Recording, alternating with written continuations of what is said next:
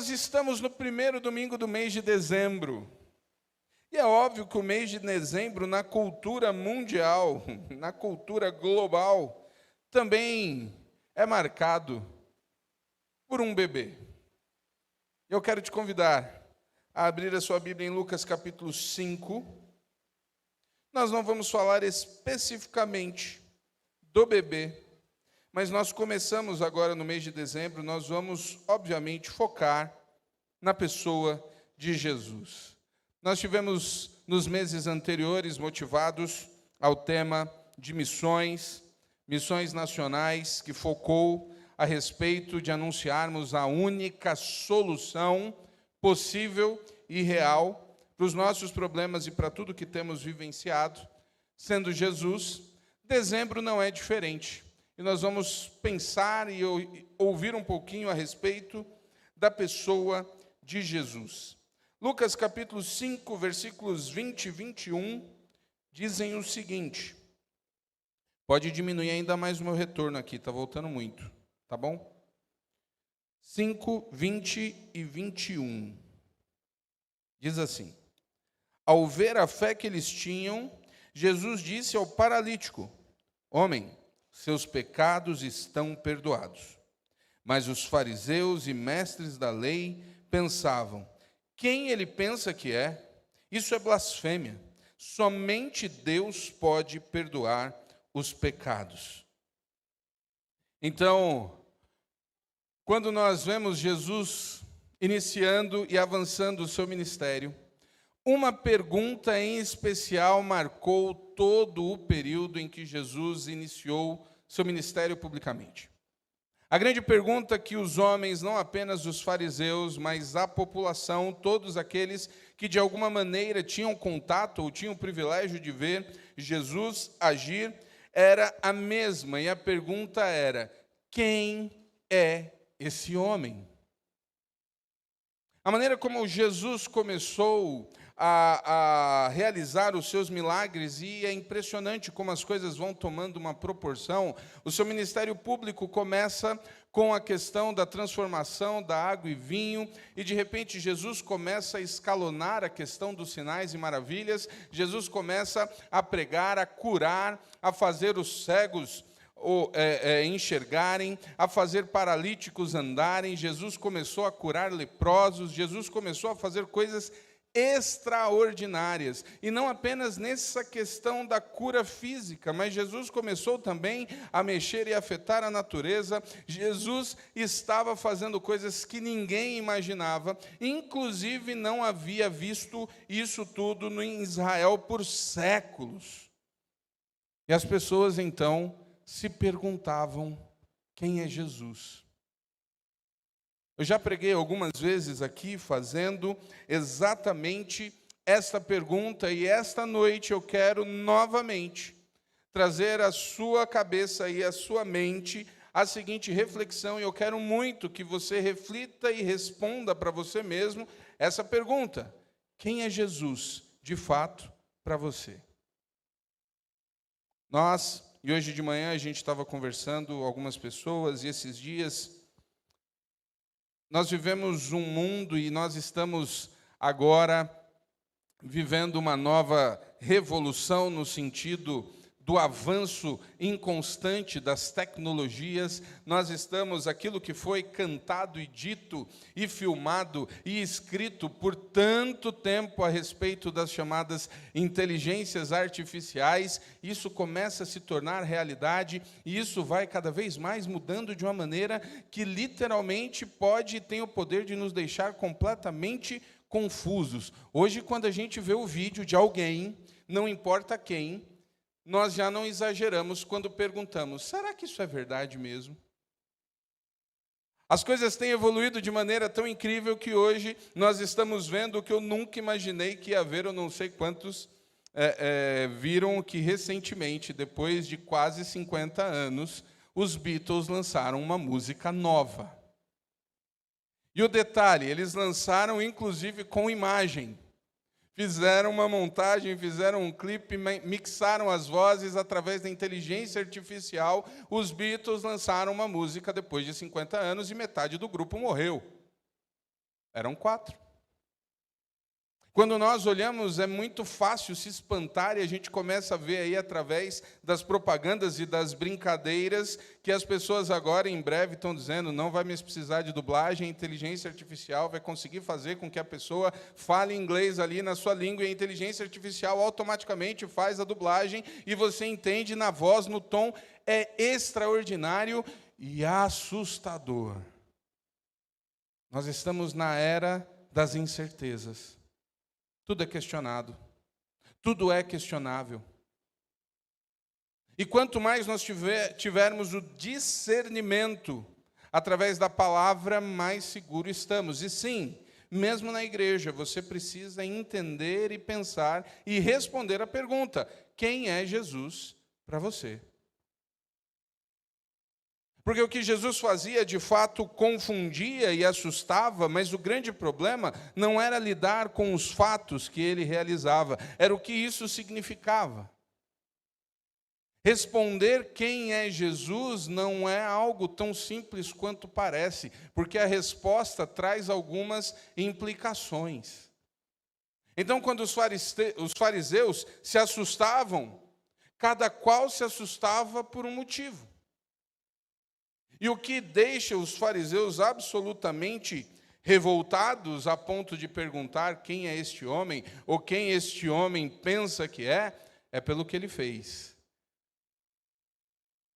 A grande questão aqui, quando nós temos, ao ver a fé que eles tinham, Jesus disse ao paralítico: homem, seus pecados estão perdoados. Mas os fariseus e mestres da lei pensavam quem ele pensa que é. Isso é blasfêmia. O que é blasfêmia? Os fariseus tinham algum problema com a cura dos doentes? Não. Era novidade doentes serem curados de maneira milagrosa em Israel? Historicamente, não. Para aquela geração, sim. Porque aquela era uma geração que acompanhava o silêncio profético. Há mais de 400 anos, um profeta não se levantava no reino. Há mais de 400 anos, eles conviviam com uma fé que foi literalmente se tornando mecânica. Quando nós chegamos no final do Antigo Testamento, no livro de Malaquias, Deus está dizendo ao profeta para falar ao povo que ele preferia que o trabalho no templo fechasse. O livro de Malaquias, que infelizmente é reduzido muitas vezes a Malaquias 3:10, porque fala da questão do trazei os dízimos, e aí as pessoas acham que Malaquias está falando só sobre isso. Malaquias não é um livro sobre dinheiro.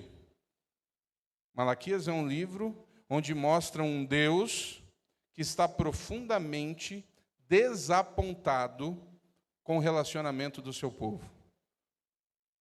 No livro de Malaquias nós chegamos a um Deus que está cansado. Não pela idade, não pelo tempo, mas cansado de um povo que deixou de honrá-lo com o coração. É assim que termina o livro de Malaquias. Deus diz: chega, não tenho mais prazer na adoração de vocês. Vocês têm ideia de como isso é pesado? E eu fico impressionado com a capacidade do povo em continuar a sua vida religiosa, sem se importar se aquilo estava fazendo algum efeito ou se Deus estava se agradando. Você já parou para pensar, e nós entramos no mês de dezembro, e o mês de dezembro é o mês do ano em que nós, além das confraternizações, além de presentes, jantares, e essa é a fase excelente para a turma que gosta de fazer dieta, como eu, vocês sabem que eu gosto muito disso, né? Além dessa questão que envolve os momentos agradáveis gerados pela comida, é a época em que a gente pensa: nossa, não fiz nada, mas o ano que vem vai ser diferente. É capaz que tem gente que já começou sua listinha, pensando: o ano que vem eu vou conseguir, o ano que vem isso vai mudar, o ano que vem, no primeiro dia eu vou mudar tal hábito. A gente fica falando, pensando nisso. Mas é muito importante que você agora comece a refletir. No ano de 2023, eu cheguei mais perto ou mais longe de Deus? Eu termino esse ano mais perto dele ou mais distante? O Senhor, nesta reta final do ano, ou se eu vou pegar o meu ano diante dele, é um ano em que eu posso pensar, olha, esse ano aqui, Deus está satisfeito comigo. Ninguém tem coragem de virar e dizer um negócio desse. Mas às vezes a gente pensa. A geração do último livro do Antigo Testamento é uma geração que cantava e Deus dizia, não quero ouvir. Nós acabamos de ter momentos muito gostosos, cantando, orando, apresentando, dedicando. A Nívia usou uma palavra no início do culto, consagrando. Nós acabamos de fazer isso aqui e era como se Deus imediatamente dissesse, não quero. Pesado. Triste. E assim o silêncio acontece por longos 400 anos, até que um dia um casal é visitado, e não é Maria e José ainda, são os pais de João Batista. E ali Deus volta a falar com o povo. Então aquela geração, ela não era acostumada, mas historicamente não era novidade. Mas o que irrita os fariseus, a gente pode constatar inclusive em outro texto, no próprio Evangelho de Lucas.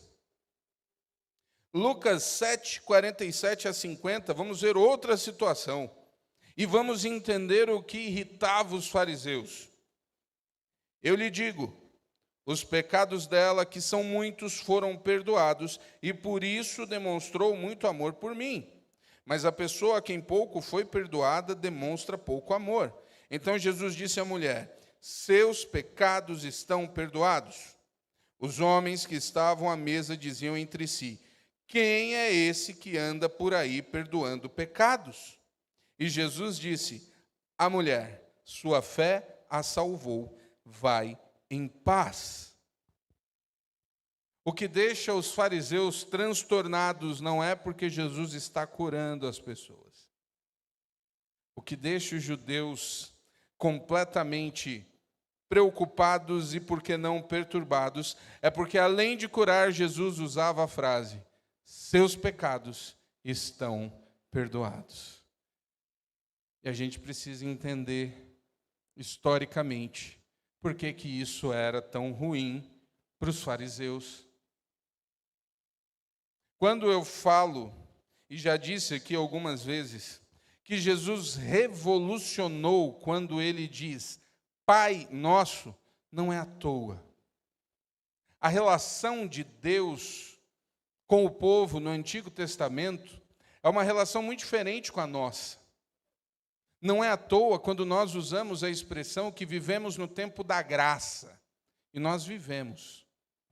Porque no Antigo Testamento, a relação com Deus era uma relação muito mais complexa, no sentido de que não era algo individual.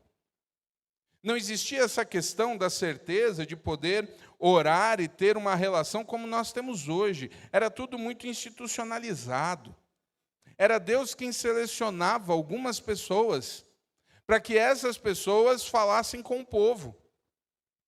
Existia todo um sistema, e aqui não é pejorativo, porque ele é criado pelo próprio Deus. Existia todo um sistema sacrificial. Existiam os dias do ano. A gente, na nossa cultura, no nosso costume, nós não temos ideia realmente do que significa um feriado santo. Ficou tudo muito muito vulgarizado, no sentido de que as pessoas não se preocupam com o significado do dia, elas querem saber se tem o feriado. Alguém já comentou comigo, ano que vem vai ser muito ruim. Eu falei, ué, o que foi? Os feriados são todos de sábado. Eu falei, é? A ideia não é o que significa o dia, mas a ideia é não fazer nada no dia. Isso foi passando, é secularizado. Mas quando nós pensamos em datas santificadas ou religiosas no Antigo Testamento, isso era coisa séria. Eram nos dias específicos, nos dias das festas, que o povo levava a sua adoração, o seu sacrifício. Eram nessas datas que os pecados eram perdoados. E ai de você se você perdesse aquela data. Ai de você se você não levasse. Os homens, nós tivemos um momento, quero agradecer aos homens. Vocês atenderam o clamor público. Foi uma noite muito agradável. Tivemos ali o mini auditório lotado. Tivemos mais de 70 homens aqui, hein? Isso é uma vitória. Mais de 70 homens aqui, ali em cima. Só não foi aquele jantar depois, né? Das mulheres tem o jantar, mas a gente chega lá. A gente ainda vai, os homens nós ainda vamos nos organizar, mas homem não quer jantar com mesa posta. Homem quer churrasco, não é não? O negócio de mesa posta deixa para o dia que tiver com as mulheres. A gente queria era alguém ali assando uma carninha, pegava aquele prato ali mesmo, de plástico ali, um pedaço para dentro, estava tudo certo. Mas foi bênção.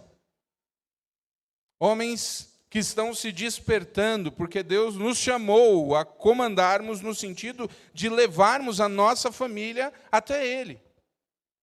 E os homens precisavam levar suas famílias. Tinha lá a tabelinha do que era para ser sacrificado. E não importava se você tinha muito dinheiro ou pouco dinheiro, a lei contemplava tudo. Mas esse era o relacionamento. O pecado, ele era perdoado através do sacrifício. Era através de sangue. E de repente chega alguém que além de curar, e aí ok, chega alguém que tem a audácia de falar, os seus pecados estão perdoados. Quem que esse homem pensa que é? É por isso que nós temos a palavra blasfêmia. Porque eles não admitiam, até Jesus e os discípulos, ninguém ousava se declarar filho de Deus. Sabe o que isso significa? Os judeus não ousavam se chamar filhos de Deus no sentido que nós falamos, porque o filho na cultura judaica, ele tinha acesso à herança e ao poder do pai. E Deus não divide sua glória com ninguém, era impensável que um homem se declarasse com o poder de perdoar pecados e de ser o filho de Deus. É por isso que os fariseus estão completamente atordoados. E o que Jesus fazia questão de falar era exatamente isso. Os seus pecados estão perdoados. Essa é uma frase tão profunda que ela continua trazendo impacto até os nossos dias. Aliás, a frase mais importante para você ouvir não é o eu te amo de quem você quer receber. Tem gente que passa a vida inteira para ouvir a palavra, a frase eu te amo da pessoa escolhida. Essa talvez seja a frase mais gostosa de ouvir. Mas a frase mais importante que você precisa ouvir é exatamente a que diz: os seus pecados estão perdoados. Ou como Jesus gostava de falar também, a sua fé te salvou. E todas as vezes que Jesus usou essa frase sobre a fé, é porque a pessoa demonstrou a fé nele. O brasileiro gosta de dizer e de lembrar que tem muita fé. Inclusive tem uma música bem famosa aí que fez muito sucesso que fala: a arte de viver da fé só não se sabe fé em quê? A fé que salva é em Cristo. E aqueles que entenderam isso, ele dizia: sua fé te salvou, os seus pecados estão perdoados. Quem é Jesus? Por que é que Jesus tinha esse poder? Marcos 4, 41, nós vamos passear pelos evangelhos um pouco, nos mostra essa frase sendo dita em outro sentido. Nós vemos um outro grupo de homens perguntando quem é Jesus, mas não pela mesma razão. Marcos 4, 41, nós temos a seguinte declaração: Apavorados, os discípulos diziam uns aos outros: quem é este homem? Até o vento e o mar lhe obedecem. Isso não tem nada a ver com o medo ou a preocupação dos fariseus. Aqueles homens e parte dos discípulos tinha uma relação estreita com a água, com o barco, com pesca. E eles, obviamente, atravessavam. Eles estavam acostumados a estarem nos barcos e passarem por chuvas, por tempestades. Mas toda vez que o texto diz que eles ficavam apavorados, e aí às vezes a gente brinca, fala assim, esses discípulos eles eram meio fracos, né? Eram meio medrosos. Aliás, muita gente me chamou de medroso essa semana, mas eu coloquei diante do Senhor, aí que o Senhor responda a cada um. Mas os discípulos, temos alguns textos falando que os homens ficavam apavorados. A questão não é porque os discípulos tinham medo de tudo, mas é o que eu já falei aqui várias vezes. Quando você vê alguém em um lugar experiente sentindo medo, tenha medo também. Aqueles homens estavam apavorados porque eles já tinham visto muita coisa e eles sabiam reconhecer quando uma ameaça era real. Não era qualquer tempestade, não era qualquer vento que assustava aqueles homens. Quem tem o hábito de voar, você já percebeu a tranquilidade da equipe quando fala em turbulência? Às vezes, qualquer balançozinho, você já está lá entregando sua vida, pedindo perdão, gravando mensagem, né? O avião começa a fazer um negocinho assim, você já... Ai, Senhor, perdoa, Pai. Você começa a lembrar de tudo que está oculto na tua mente. Vem tudo na hora e você vai entregando. Você já percebeu que a tripulação anda tranquilo, sorridente, para lá e para cá? O dia que você vê um comissário de voo com cara assustada, ora. Se um comissário passar do seu lado, apressado, sentar e colocar o cinto, ora. Porque não é qualquer coisa que faz esses homens e mulheres sentirem medo. Aqueles homens, os discípulos, estavam apavorados. Eles sentiam que aquela tempestade poderia matá-los. E aí Jesus vem e acalma os ventos e as tempestades. E aí eles ficam maravilhados. É uma sensação completamente diferente. É aquela sensação de assombro e de tranquilidade ao mesmo tempo. Os fariseus estavam assustados e com raiva. Os discípulos estavam aliviados. Quem é este homem que até o vento e o mar lhe obedecem? Quem era aquele homem? Quem é esse homem que dividiu a história? Eu acho incrível, e essa semana eu estava ouvindo uma pessoa comentar sobre essa questão do calendário, do quão significativo é estarmos no ano de 2023 depois de Cristo, porque ele começou a listar uma série de personalidades incríveis, conquistadores, homens brilhantes, filósofos, pensadores, estrategistas. A história é dividida antes e depois de Jesus.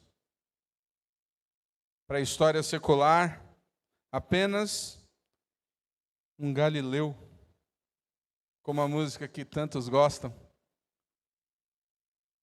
E o que podemos, quando começamos a pensar sobre essa pergunta, quem era Jesus, a primeira coisa que a gente precisa deixar bem claro é que Jesus definitivamente não era um homem comum.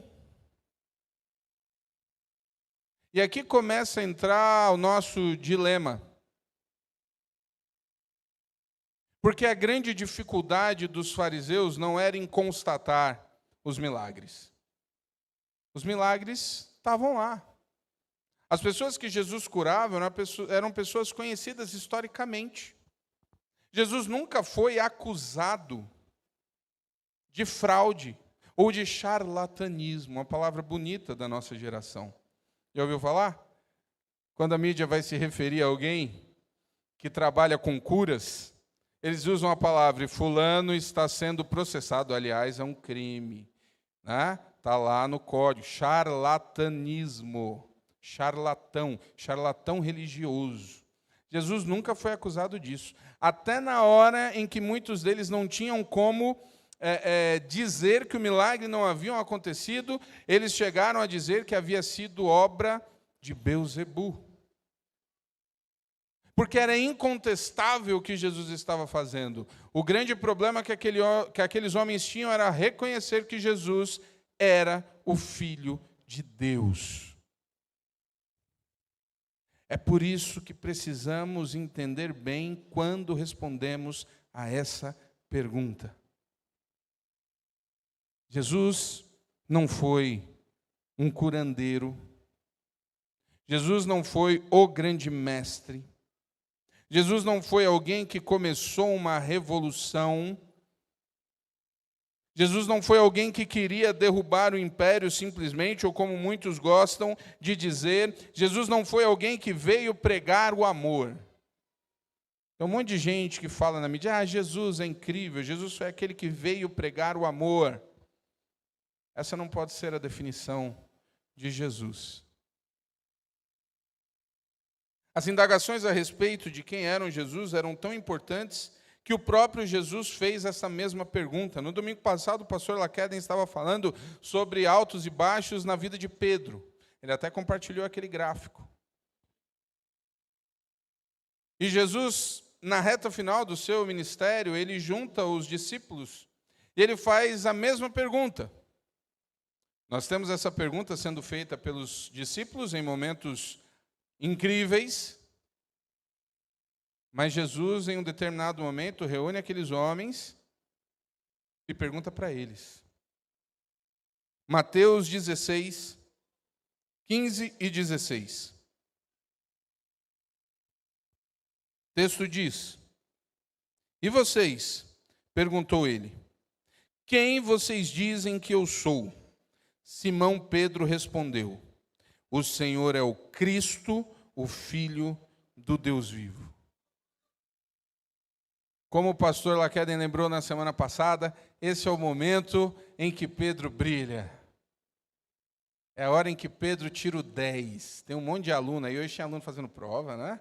Já me falaram ali, teve prova lá no militar, tinha aluno aí tentando entrar, né? Alguns alunos estão aí entrando na última semana de provas, ou já fizeram, outros já sabem que ainda terão provas a fazer, porque tem um negócio chamado recuperação, enfim.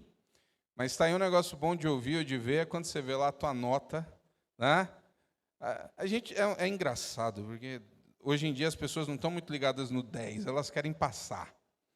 Então, se é o 7 que passa, está tudo certo. Mas tem gente que quer o 10. Se não for o 10, não está valendo. E tem pais exigentes que ficam fazendo bullying com os próprios filhos, né, Suelen? Suelen fala, tirei tanto. Eu falei, você é top 10? Suelen já está zangada comigo aqui, porque tudo dela é quando eu falo ali, o militar tem esse sistema, eu já falei para o Souza. Falei, Souza, você vai começar a criar problema nas famílias. Por quê, pastor? Você fica com esse negócio de aluno top 10? Aí a gente fica ali, a gente quer que os nossos filhos, a gente gera pressão em cima deles. Aí a Suelen chega com a nota lá, a primeira coisa que eu pergunto é, entrou no top 10? Ela sabe, eu amo assim mesmo, mas top 10, por favor. Bom? Os alunos querem, e tem aqueles que de fato querem a aprovação máxima. E Pedro está naquele momento perfeito. Jesus pergunta, fica todo mundo meio com medo, até porque Jesus dava umas respostas às vezes ali. E aí Pedro vira para Jesus e fala, tu és o Cristo, o Filho do Deus vivo. E aí Jesus chega e diz, é isso mesmo, parabéns. Aí Jesus diz, não foi você que chegou a essa conclusão, foi Deus que te revelou. É isso, alguém entendeu, finalmente. E Jesus coloca tanta importância na declaração perfeita de Pedro, que Jesus diz para Pedro, tu és Pedro, e sob esta pedra, a pedra não é Pedro. A pedra não é Pedro. A pedra que fundamenta a crença da igreja é Cristo como Filho do Deus vivo. As pessoas criam diversas imagens para Jesus. E a gente vive num tempo muito perigoso, porque algumas pessoas criam a imagem de um Jesus que não se preocupa com nada, que em nome do amor aceita tudo. De um Jesus que em nome do amor não tem problema nenhum, e Jesus a todos, que ele disse a frase, a tua fé te salvou, ele completava com uma declaraçãozinha depois, vá e não peques mais. Jesus tinha um compromisso com a mudança de vida da pessoa. E a gente vive um tempo em que as pessoas gostam de tirar, porque hoje é uma era em que tudo, as palavras bonitas que foram entrando, que as crianças já conhecem melhor que a gente. Não vai demorar muito, viu, Jonathan? Se eu ouvir seus filhos falando, o senhor é opressor. Daqui a pouco as meninas chegam falando de patriarcado em casa. Tudo é levado para uma conotação pesada. Eu tenho os meus problemas psicológicos porque eu fui humilhado, porque fizeram assédio moral. Eu quero deixar bem claro que eu não estou desmerecendo essas questões. Existem tudo isso. Mas a gente vive uma época em que qualquer coisa é motivo para você se desestabilizar emocionalmente e ter sérios problemas. Estamos com graves problemas, porque a gente está com uma geração já formada, uma geração vindo, e a outra surgindo de pessoas profundamente fragilizadas emocionalmente. A gente está, e quem é professor sabe. Tem aluno que, se você falar duro com ele ou disser não, ele não sabe o que fazer. E com isso vai se tirando o peso. Por isso que é tão importante entender a declaração de que Jesus é o Filho de Deus. Não é outra coisa, não é um personagem de marketing para vender, seja o que for, no final do ano. Não é um personagem que licenciou uma marca para dar dinheiro para as pessoas. Jesus é o Filho do Deus vivo. E ele sim estava preocupado se as pessoas haviam entendido. E essa noite eu preciso que você entenda que Jesus é o Filho de Deus, que esta igreja é baseada nisso. E você não está simplesmente num lugar com uma razão social. Nós não somos um clube de amigos. Essa igreja não tem como objetivo proporcionar um tempo bom para você relaxar a sua mente. Essa igreja é baseada na expressão de que Jesus é o Filho de Deus e nós precisamos dele para chegar até a eternidade. E é ele, e apenas ele, que perdoa os nossos pecados. Muitos anos depois que Jesus morreu, muitos anos depois que a igreja se espalhou, os discípulos quase todos já haviam morrido, ou melhor, todos já haviam sido presos ou morrido, o apóstolo Paulo já havia sido silenciado. As pessoas começaram a distorcer e começaram a surgir as mais diferentes teorias a respeito de quem era Jesus. A nossa capacidade de esquecer, mesmo depois de pouquíssimo tempo, é assustador. A nossa capacidade de ignorar fatos recentes é assustador. E as pessoas começam a divulgar ou disseminar nas igrejas, e a igreja já está literalmente espalhada. Elas começam a levantar aspectos de quem seria Jesus, e umas começam a dizer que Jesus nunca se fez carne, que Jesus não havia estado aqui, começam a fazer uma divisão de questão de espírito, questão de corpo. Outros a dizer que Jesus é apenas um ser iluminado, um profeta, e tantas coisas que até hoje existem. Isso era tratado com muita seriedade pelos líderes da igreja. Paulo se preocupava muito com isso. Paulo se dedicou muito a escrever mostrando quem era Jesus. Porque essa é a base. E João, já idoso, vai escrever o seu relato de quem era Jesus. É por isso que nós temos o Evangelho de João. Cada evangelho ele foi escrito por uma proposta, e ele tem um objetivo. Cada um mostra a vida de Jesus para responder uma determinada pergunta, um determinado propósito. Então, nós temos Lucas como historiador, nós temos Mateus, nós temos Marcos, que foi o primeiro que ali rapidamente para atender a necessidade das pessoas saberem, e nós temos João, o apóstolo amado, o último a morrer. Nós temos João escrevendo, e já falei isso várias vezes, eu gosto muito de pensar nesses detalhes, nas entrelinhas. Um João maduro, experimentado, lembrando dos anos mais incríveis de sua vida. Eu não sei se você já chegou em um momento da vida em que você fica se lembrando do que passou. Eu sei que tem uma fase que a gente nem percebe que está passando, mas tem outra que a gente já lembra. Eu, por natureza, tenho uma nostalgia. Eu sou uma pessoa nostálgica. É uma característica minha. Não sei se é defeito ou qualidade, mas eu sou assim. Então, eu me volto para o passado com mais facilidade. Mas existem umas fases que a gente senta ali, literalmente, lembrando.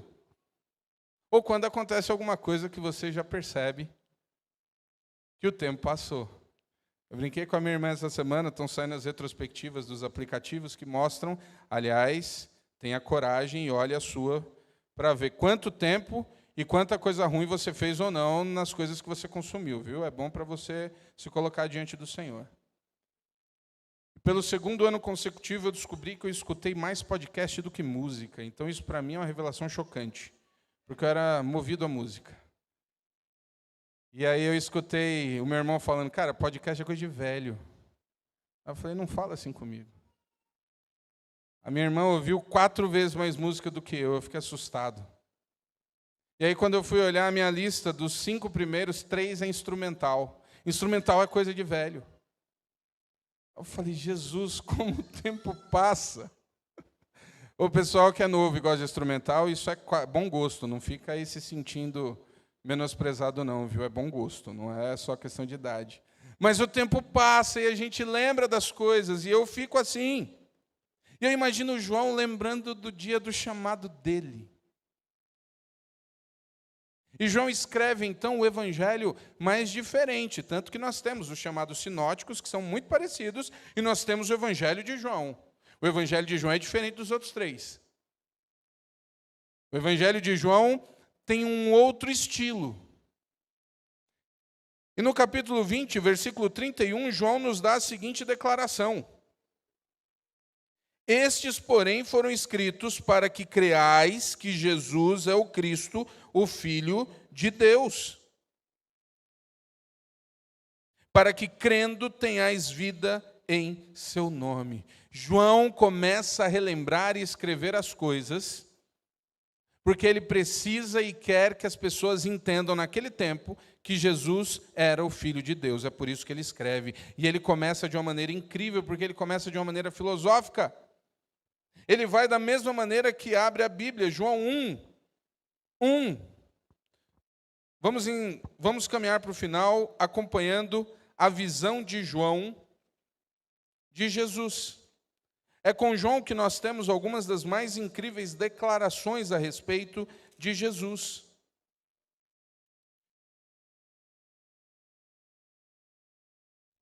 João capítulo 1, versículo 1, diz o seguinte: no princípio, aquele que é a palavra já existia. A palavra estava com Deus e a palavra era Deus. Como é que começa Gênesis? Qual é a primeira expressão que tem em Gênesis? Gênesis 1:1. No princípio. João, diferente dos outros que começam com a genealogia, que começam mostrando a linhagem humana, João começa, no princípio, era o verbo, era a palavra. E essa palavrinha em especial, logos, que é muito mais do que um bom grupo de música, ela tinha um poder na filosofia da época assustador. Era como se os filósofos tivessem concordado com algo superior, com algo que havia ali, a razão de todas as coisas, e eles chamavam de logos. Era essa a ideia. João começa de maneira filosófica, para mostrar que antes da sua vinda aqui, Jesus já existia. Jesus era Deus. E ele começa dessa maneira para lembrar as pessoas exatamente isso. Meu querido, minha querida, em um mês em que nós vamos falar, e cada vez mais as músicas e as lojas, todo lugar que você já ouve, então é Natal. E Natal muitas vezes é esquecido. A gente chegou num ponto em que, em termos de marketing, de mídia, Natal é Papai Noel. Não é Jesus. É fundamental que você entenda e se lembre que Jesus é o Filho de Deus, o único que tem o poder real para perdoar os seus pecados. Essa precisa ser a ideia que gerencia o seu relacionamento com Deus. E por que é tão importante você saber isso? Para deixar bem claro que a relação com Ele precisa ser séria. Não é algo que você simplesmente abandona. Não é algo que você simplesmente ignora. Jesus é o Filho de Deus. Nós temos duas grandes festas ou duas grandes datas como igreja: Natal e Páscoa. Eu digo sempre que a Páscoa, ela é a mais importante, porque a Páscoa é a ressurreição, e a ressurreição de Jesus que dá poder sobre a morte, que nos salva. Mas a data mais bonita é o Natal, porque é a data que lembra do Deus que se fez carne, do Deus que deixou sua glória e habitou entre nós, do Deus que se permitiu passar por isso que a gente passa, do Jesus que cresceu com as mesmas limitações.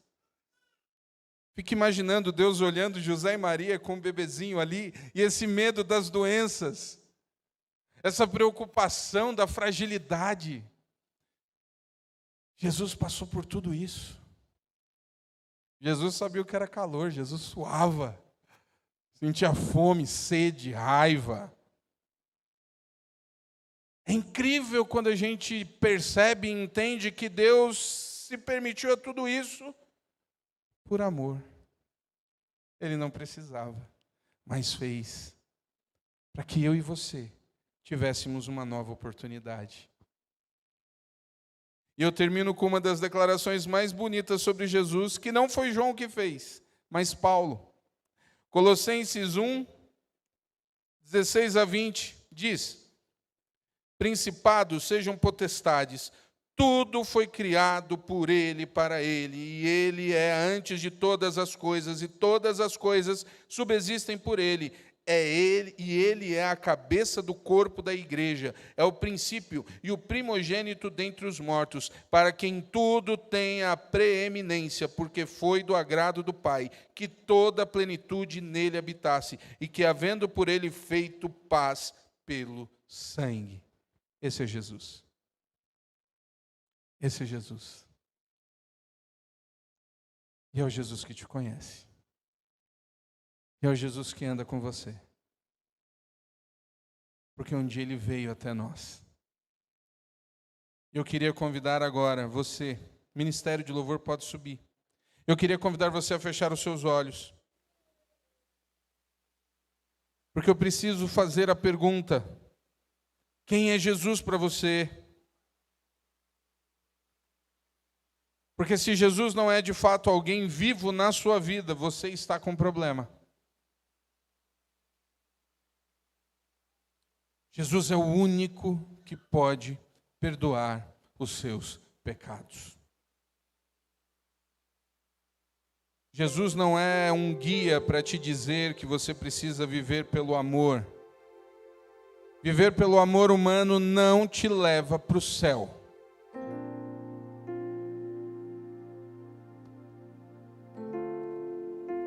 Jesus ensinou muitas coisas que o cidadão do céu, que o cidadão do reino do céu precisa fazer.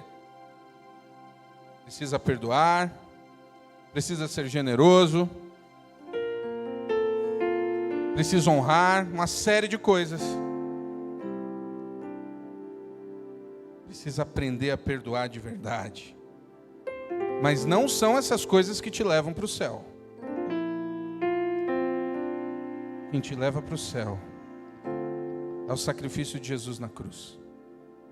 É o arrependimento pelo constrangimento do amor. Quem é Jesus para você? Ele precisa ser aquele que mudou tua vida. Se Jesus não é aquele que mudou sua vida, você não vai para o céu.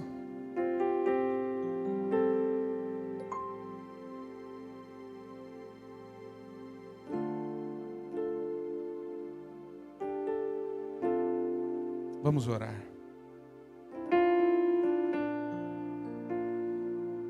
Pai, numa noite em que nós te rendemos graças, que nós te agradecemos por bênçãos tão maravilhosas,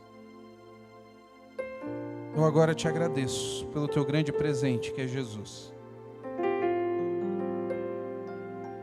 O maior presente que o Senhor tinha à humanidade é Jesus. E agora, Pai, eu coloco diante do Senhor as orações dos teus filhos. Que o teu Santo Espírito esteja tocando em cada coração. E que cada um de nós tenha firme convicção no Jesus, Filho do Deus vivo, que perdoa e que dá novas oportunidades. Traz arrependimento em nossos corações. Que todos que aqui entrarem conheçam verdadeiramente o Cristo, Filho do Deus vivo. Continua agindo e falando aos nossos corações. E assim nós oramos, no nome precioso de Jesus. Amém. Amém.